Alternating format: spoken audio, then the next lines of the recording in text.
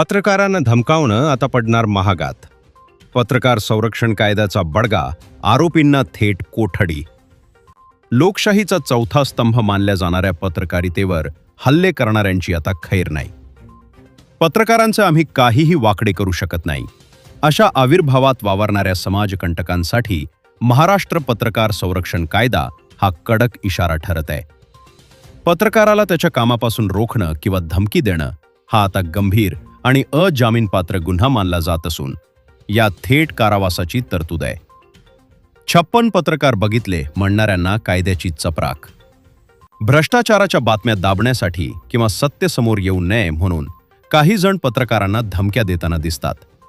तुमच्यासारखे 56 पत्रकार बघितले, अशा धमक्या आता थेट कायद्याच्या कक्षेत येत असून अशा प्रकरणात दखलपात्र गुन्हा दाखल करून तात्काळ कारवाई करण्याचे आदेश आहेत. काय आहे महाराष्ट्र पत्रकार संरक्षण कायदा?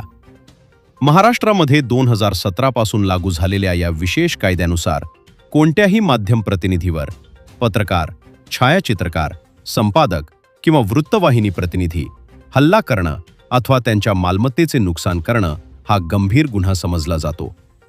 गडचिरोलीसारख्या संवेदनशील आणि आव्हानात्मक भागात कार्यरत पत्रकारांसाठी हा कायदा संरक्षण कवच ठरत आहे. पत्रकारांनी काय करावे? धमकी किंवा हल्ल्याच्या प्रसंगी पत्रकारांनी घाबरून न जाता पुढील बाबी कराव्यात. घटनेचे ऑडिओ किंवा व्हिडिओ पुरावे जतन करावेत. तात्काळ स्थानिक पोलीस ठाण्यात पत्रकार संरक्षण कायद्याचा उल्लेख करून लेखी तक्रार दाखल करावी. संबंधित जिल्हा पत्रकार संघटनेला माहिती द्यावी. निर्भीड पत्रकारितेचा आवाज दाबण्याचा प्रयत्न करणाऱ्यांविरोधात आता कायद्याचा बडगा अधिक कडकपणे उगारला जात आहे. प्रशासकीय अधिकारी असो वा स्थानिक गुंड, कायद्यापेक्षा कोणीही मोठे नाही.